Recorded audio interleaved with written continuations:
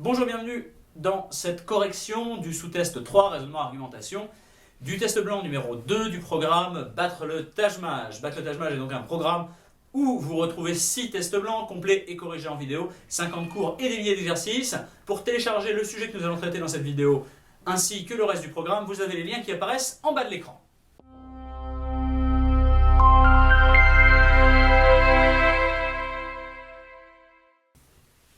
Première question.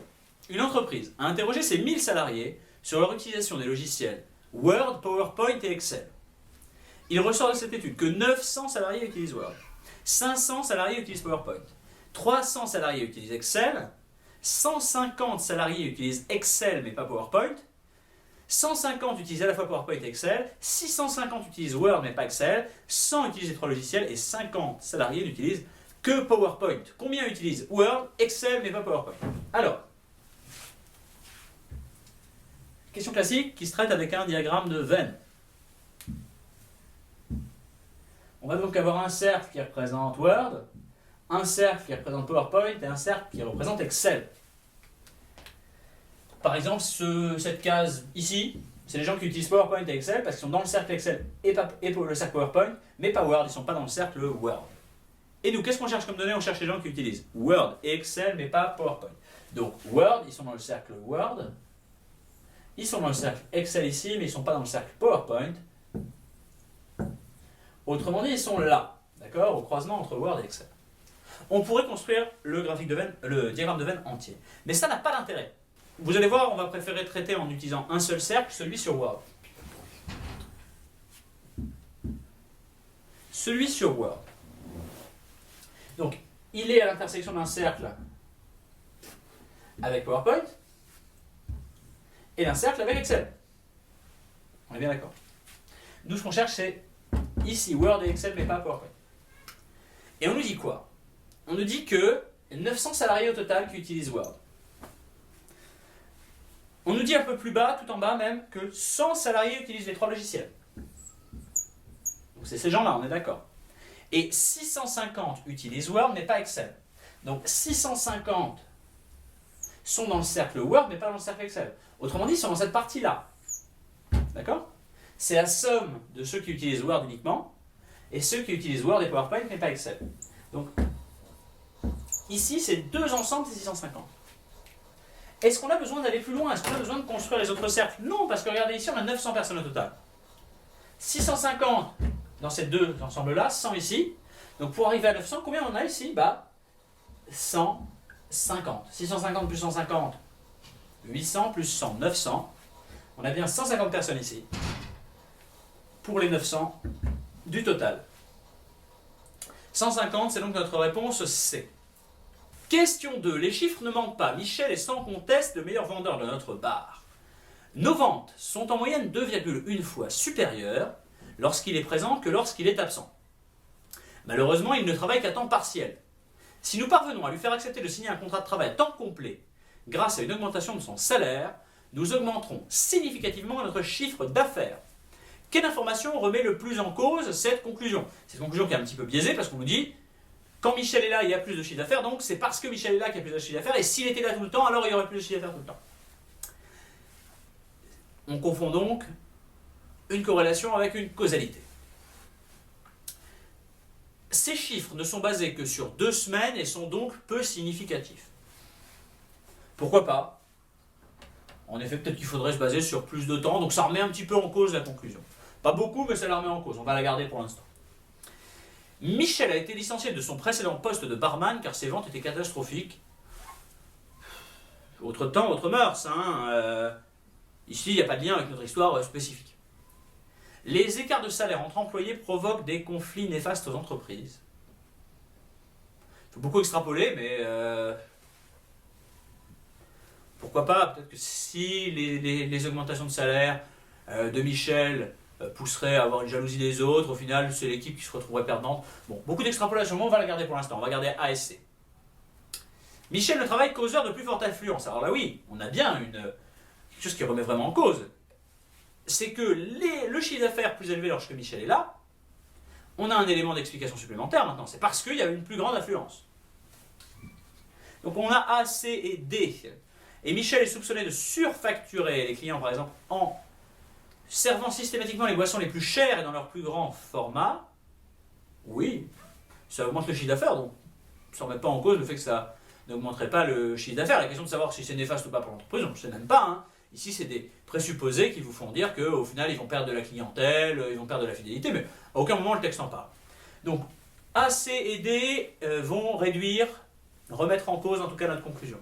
Quel est le plus fort entre A et C basé que sur 2 semaines où les écarts de salaire provoquent des conflits néfastes.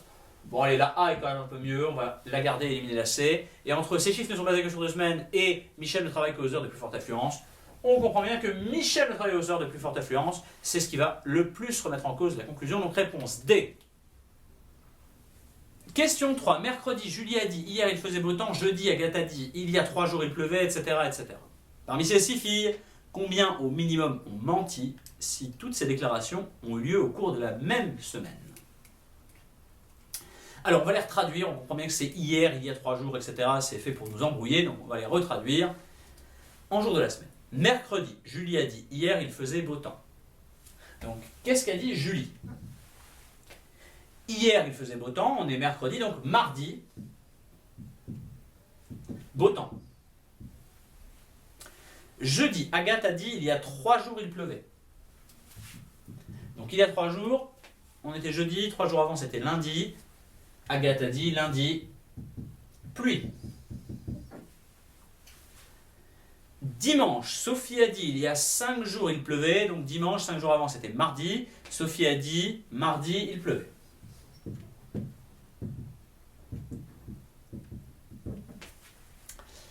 Vendredi, Florence a dit, il y a 3 jours il neigeait. Alors 3 jours avant c'était le mardi. Donc Florence a dit, mardi, il neigeait. Mardi, Lucie a dit, hier il neigeait. Donc hier, mardi, on était lundi. Donc lundi, neige. Samedi, Céline a dit, il y a 5 jours il faisait beau temps. 5 jours avant samedi, c'était lundi. Donc Céline a dit, lundi, beau temps. Parmi ces 6 filles, combien au minimum ont menti si toutes ces déclarations ont eu lieu au cours de la même semaine? Alors, regardons.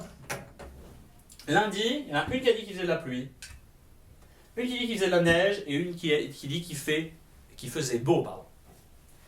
Donc, concernant le lundi, il y a maximum une déclaration qui est vraie. D'accord? Peut-être même 0, peut-être qu'il vantait au final, qu'il faisait du brouillard. Mais maximum une vraie, donc minimum 2 fausses.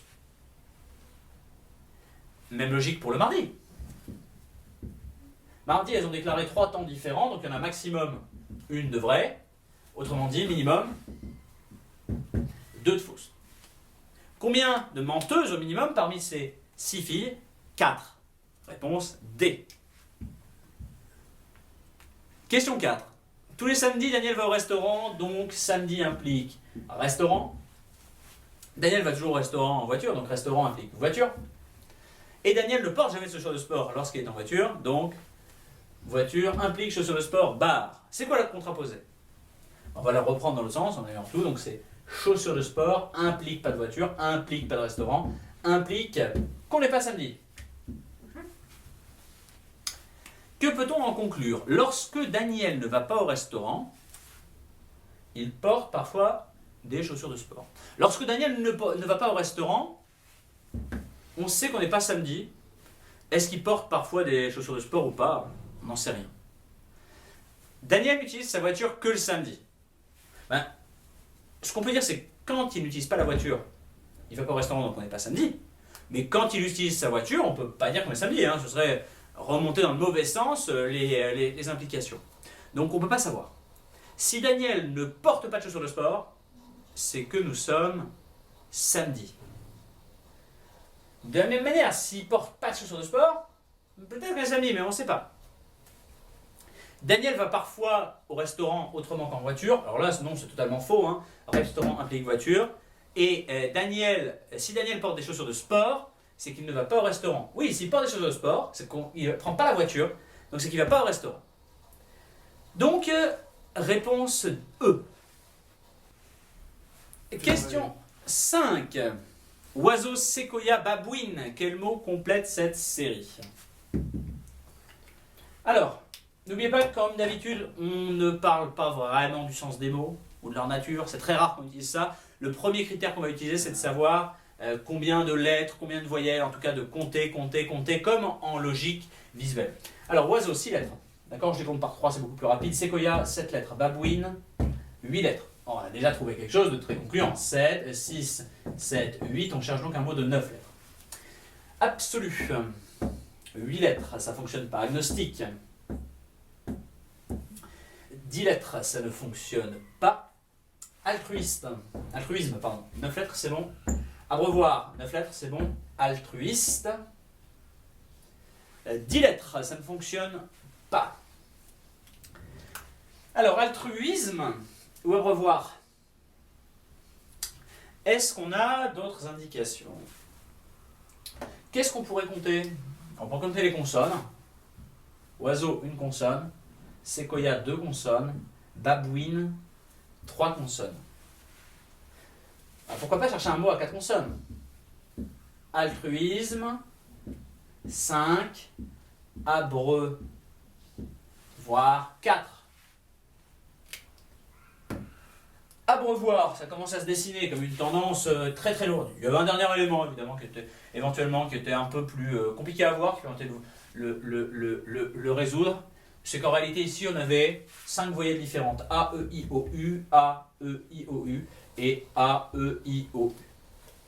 Ici on n'avait pas besoin pour trouver, mais peut-être sur une éducation plus compliquée, on aurait eu abreuvoir un autre mot de 9 lettres avec 4 consonnes et on aurait dû aller dans cette logique encore plus loin. Question 6. Chloé, la petite fille du beau-frère, du frère, de la mère de Philippe.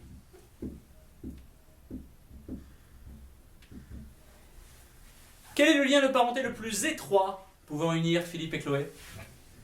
Oncle, nièce, cousin, cousine, frère et sœur, père et fille, et beau-père et bru. Alors déjà, si on raisonne en termes de génération, est-ce qu'on peut trouver quelque chose? Petite fille, c'est -2, beau-frère c'est 0, frère ça change rien, mère c'est +1.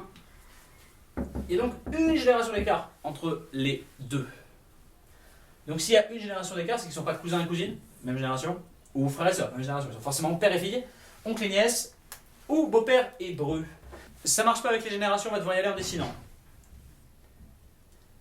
On a Philippe et sa femme. On a la mère de Philippe. On a son frère. Et on a le beau-frère de cette personne. Alors le beau-frère de cette personne, quelle est la façon la plus simple de le représenter en resserrant le plus les liens, en essayant de ne pas s'éloigner sur notre arbre généalogique? C'est tout simplement de dire que c'est le mari de la mère de Philippe. D'accord? Donc que c'est le père de Philippe. Qui c'est la petite fille de cette personne qui est Chloé? Pareil, on essaie de resserrer les liens au maximum, donc on passe par Philippe. Hop. Chloé. Et là on a bien Chloé qui est la petite fille du beau-frère, du frère de la mère de Philippe. Le lien le plus proche qui puisse les unir, c'est donc père et fille. Aucun intérêt de vérifier s'ils peuvent être oncle et nièce ou beau-père et bru. L'idée c'est de savoir quel est le lien le plus resserré. Réponse D donc. Question 7. Contre toute attente, le chiffre d'affaires des maisons de disques est reparti à la hausse en 2014. Les analystes expliquent cette croissance par l'énorme succès des albums de reprise. Ces albums contiennent en général 15 à 20 des plus grands succès d'un artiste passé de mode, réorchestrés et repris par des artistes en vogue. Selon un analyste, ces albums constituent un véritable jackpot pour leurs éditeurs, car au-delà des ventes de l'album, elles permettent d'augmenter considérablement la notoriété des artistes qui reprennent les titres originaux, ainsi que de relancer les ventes de l'artiste original. Parmi les 5 propositions suivantes, laquelle est le moins soutenue par le texte? Cette tendance devrait continuer en 2015. Cette tendance devrait continuer en 2015, on n'a aucun élément pour le dire ici. Aucun élément, rien dans le texte ne soutient ça. Il nous a dit que ça a été un grand succès de 2014. Est-ce que ça devrait continuer et en plus croître en 2015? Aucun élément. Donc clairement, on va la garder. 2. Les maisons de disques ne prennent que peu de risques en proposant les chansons les plus populaires sur les albums de reprise. Oui, c'est un petit peu soutenu par le texte. On nous dit 15 à 20 plus grands succès. Est-ce que c'est pour ne prendre que peu de risques? On peut le présumer. En tout cas, c'est un peu soutenu par le texte alors que celle-ci ne l'était pas du tout. Les artistes participant à des albums de reprise observent souvent une hausse des ventes de leurs propres disques. C'est très probable. On nous dit que ça augmente considérablement la notoriété et que c'est un jackpot pour les éditeurs. Si c'est un jackpot, c'est sans doute qu'il y a des augmentations de ventes. Donc celle-là est plutôt bien soutenue par le texte. Le rebond des ventes de disques de l'artiste original sont majoritairement le fait d'un nouveau public qui souhaite explorer l'intégralité de son répertoire après l'avoir découvert grâce aux reprises. Alors c'est assez extrapolé, hein, mais on nous dit que ça fait découvrir à un nouveau public les artistes et que c'est des artistes passés de mode. Bon, c'est extrapolé, mais c'est quand même un peu soutenu. Et le marché du disque a connu un déclin en 2013. C'est pas certain. On nous a dit qu'il est reparti à la hausse en 2014, mais après quoi? Après un déclin en 2013, un déclin sur une plus longue période, une petite embellie. Mais en tout cas, c'est très probable. La seule qui n'était soutenue par aucun élément du texte, c'est donc que la tendance allait continuer en 2015.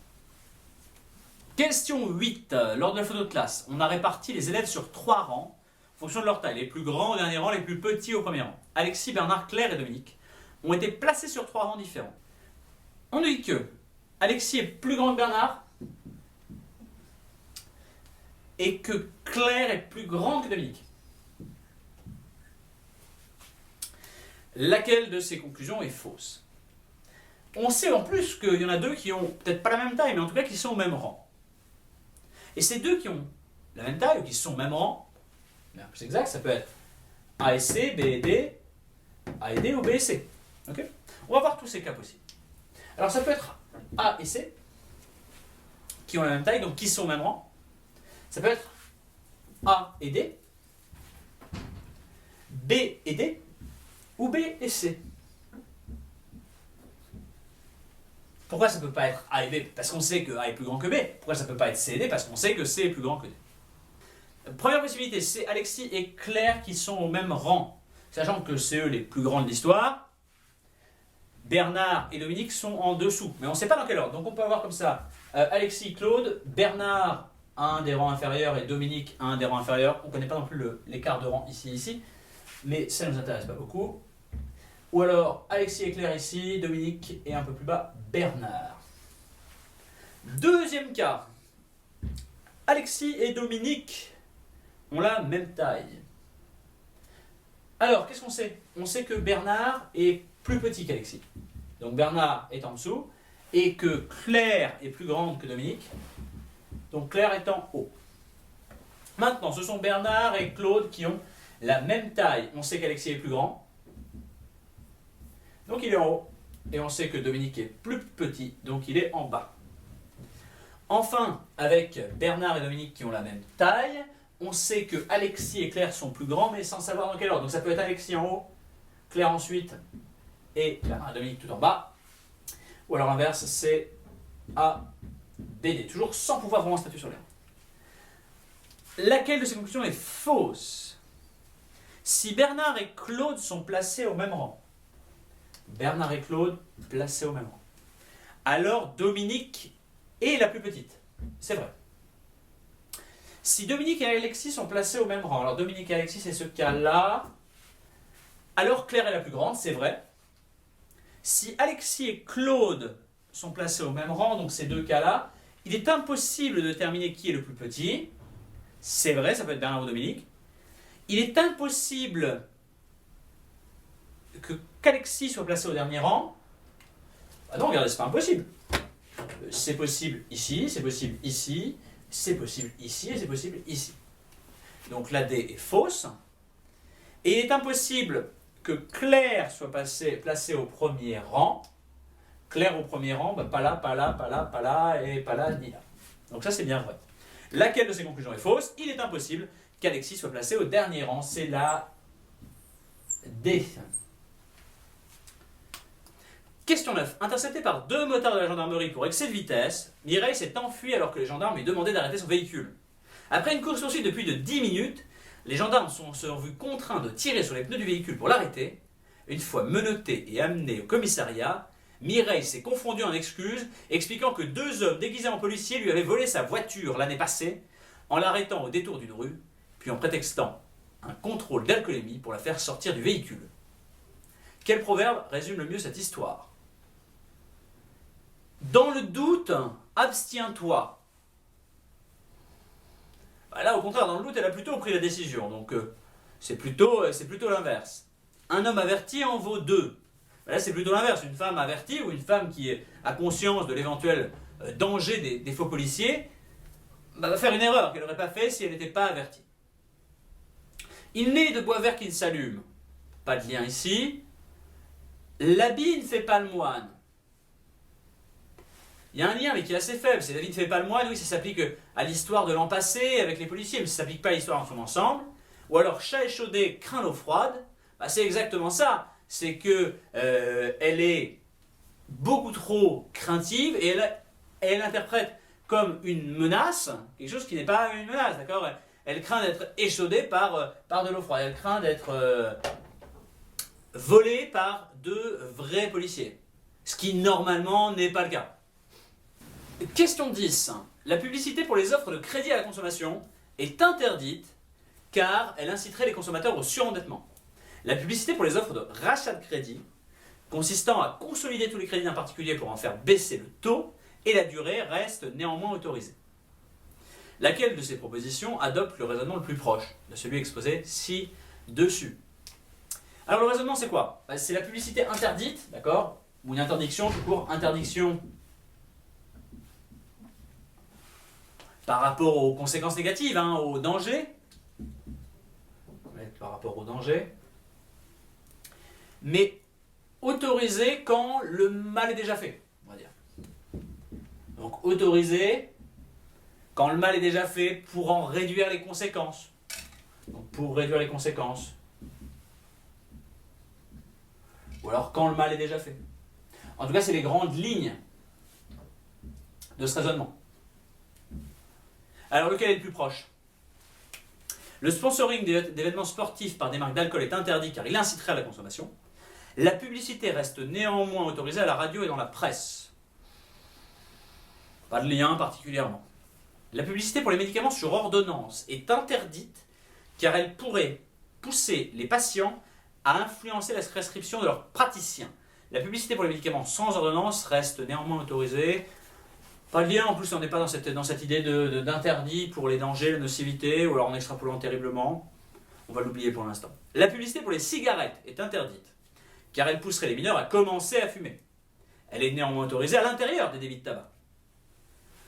Oui, on est dans la même logique. La publicité pour les cigarettes est interdite, car elle pousserait au danger, mais elle est autorisée pour quand le mal est déjà fait. Là, c'est pas vraiment pour réduire les dégâts, mais quand le mal est déjà fait, donc pour des clients qui sont déjà fumeurs, elle est autorisée. Je ne vous dis pas que c'est une analogie parfaite, mais en tout cas c'est la meilleure qu'on a pour l'instant. La publicité pour les produits financiers les plus risqués, tels que les CFD, est interdite car le législateur considère qu'elle induirait en erreur les épargnants les moins informés. Il reste néanmoins possible pour les banques de communiquer sur ces produits auprès de leurs clients lors de démarchage à domicile. Alors, auprès de leurs clients, oui, est-ce que le mal est déjà fait pour réduire le risque? Pas vraiment, on se doute bien que tous les clients n'ont pas des produits financiers risqués. Donc clairement, notre explication sur notre analogie avec les cigarettes est meilleure. La publicité est interdite sur les autoroutes car elle distrairait les conducteurs. Elle reste néanmoins autorisée sur les voies express limitées à 80 km/h ou moins. Alors là, c'est bien interdit pour les dangers, mais est-ce que c'est autorisé pour réduire les risques ou quand le mal est déjà fait? Non. Clairement, celle sur les cigarettes était la meilleure, on va répondre C. 11. Lors de son premier jour de travail dans une gare très fréquentée, un vendeur de journaux ambulant constate, lors de la pause déjeuner, qu'il lui reste en stock 25 exemplaires de Génération Révolution et seulement 3 exemplaires de Valeurs d'avenir. Il décide donc de commander plus d'exemplaires de Valeurs d'avenir et moins d'exemplaires de Génération Révolution pour son service du lendemain. Laquelle de ces informations renforcerait le plus le bien fondé de sa décision? 1. Il sera le seul vendeur présent dans la gare le lendemain. Oui, ça renforce légèrement. Parce que s'il n'était pas seul pendant ce service du jour, il va faire plus de ventes le lendemain, donc c'est mieux d'avoir plus de journaux de Valeurs d'avenir, mais est-ce que c'est forcément utile d'avoir moins de Génération Révolution? On ne sait pas. Bon, allez, on va la garder pour l'instant, de toute façon c'est là. 2. B. La demande pour le Valeurs d'avenir du jour est augmentée par la révélation d'un scandale impliquant le Premier ministre. Alors au contraire, ça l'affaiblirait. C'est-à-dire qu'il va s'en vendre plus aujourd'hui que demain.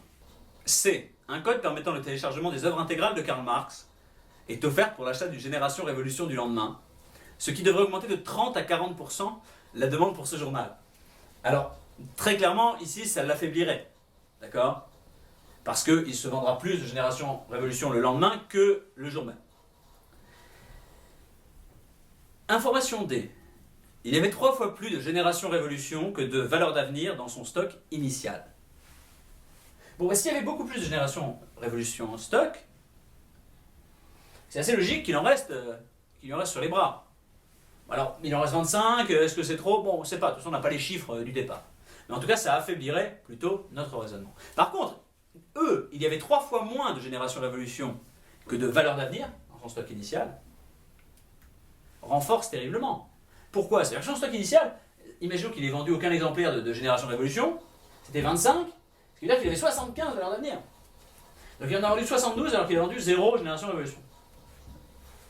Donc clairement, ça renforce terriblement sa décision d'acheter plus de Valeurs d'avenir que de Génération Révolution pour le lendemain. On n'a même plus à statuer avec la A, on voit bien que la E est terriblement plus puissante. Donc réponse E.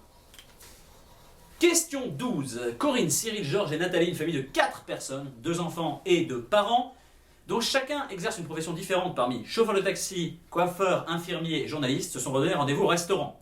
Cyril et sa fille sont arrivés avant la journaliste. Le chauffeur de taxi et l'infirmière sont frères et sœurs. Corinne est plus jeune que Georges. Que peut-on en conclure? Ici, les informations sont tellement fluides qu'on n'a pas besoin de logigramme. On va juste marquer père, mère, fils et fille. Cyril et sa fille, donc Cyril et le père, sont arrivés avant la journaliste. Donc la journaliste n'est pas sa fille et c'est une femme. Donc la journaliste, c'est la mère.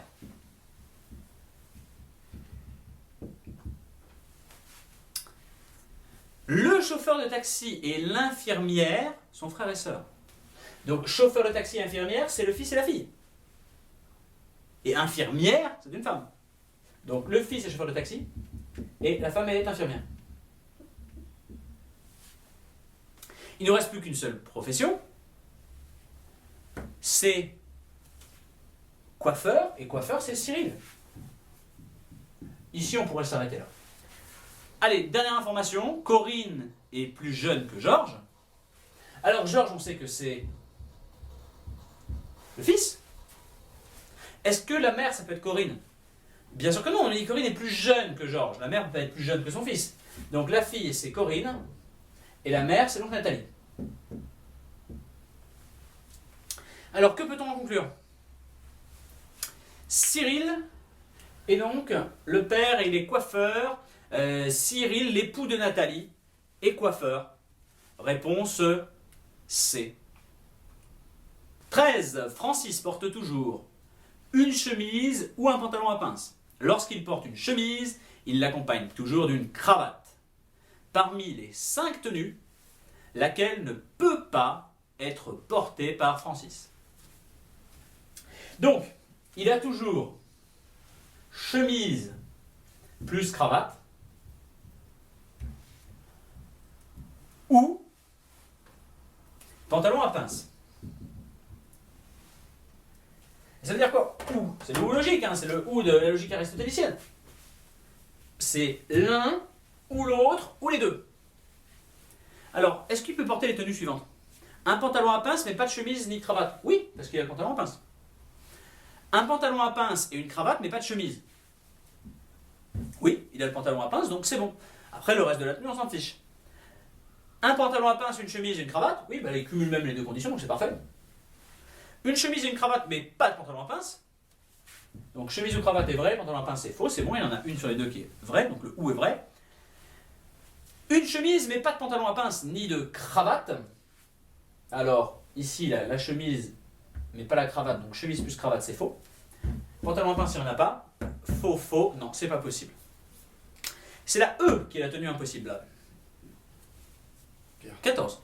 La téléphonie mobile a connu une croissance plus rapide dans les pays en voie de développement que dans de nombreux pays européens. La principale cause avancée par les analystes pour expliquer cet apparent paradoxe réside dans le développement des services adaptés aux besoins de ces marchés. Il est par exemple possible de payer ses factures d'électricité ou d'envoyer de l'argent sans compte bancaire grâce à son crédit de communication, service très populaire dans des pays dont moins de 10% des habitants possèdent un compte bancaire. Quelle est la meilleure synthèse de ce court paragraphe? Donc, croissance rapide, plus rapide même dans les pays en développement qu'en Europe, ce qui est paradoxal, mais c'est parce qu'ils ont des services particulièrement adaptés aux pays en développement. Alors, on cherche une synthèse, on cherche un truc qui va reprendre plusieurs idées et d'une manière pertinente. Le téléphone mobile révolutionne la vie quotidienne des habitants des pays en voie de développement. C'est complètement bateau, on va l'éliminer direct. Les habitants des pays en voie de développement utilisent plus leur téléphone mobile pour les divers services proposés par les opérateurs que pour communiquer. C'est très moyen, en plus c'est extrapolé. On va la dégager aussi. Les usages du téléphone mobile dans les pays en voie de développement sont les mêmes que dans le reste du monde, totalement faux. Le succès du téléphone mobile dans les pays en voie de développement s'explique par l'adaptation des services aux besoins des habitants. Pareil, elle est un peu bateau, mais au moins elle est correcte. Et enfin, faute de compte bancaire, de nombreux habitants des pays en voie de développement n'avaient pas d'électricité avant l'arrivée du téléphone mobile. Clairement extrapolé, on la supprime. C'est donc la réponse D qui est la meilleure synthèse. Enfin, la question 15. Pour juguler la hausse de la délinquance, un gouvernement s'apprête à augmenter le nombre de condamnations à des peines de prison. Laquelle de ces 5 statistiques soutient le plus cette réforme? Dans ce pays, 70% des peines ne sont pas appliquées. Pas de lien avec notre histoire. Dans un pays voisin, c'est l'augmentation de la durée des peines qui a permis de réduire de 20% le taux de délinquance. Alors c'est plutôt défavorable. Parce que c'est l'augmentation de la durée des peines qui a permis de juguler la délinquance.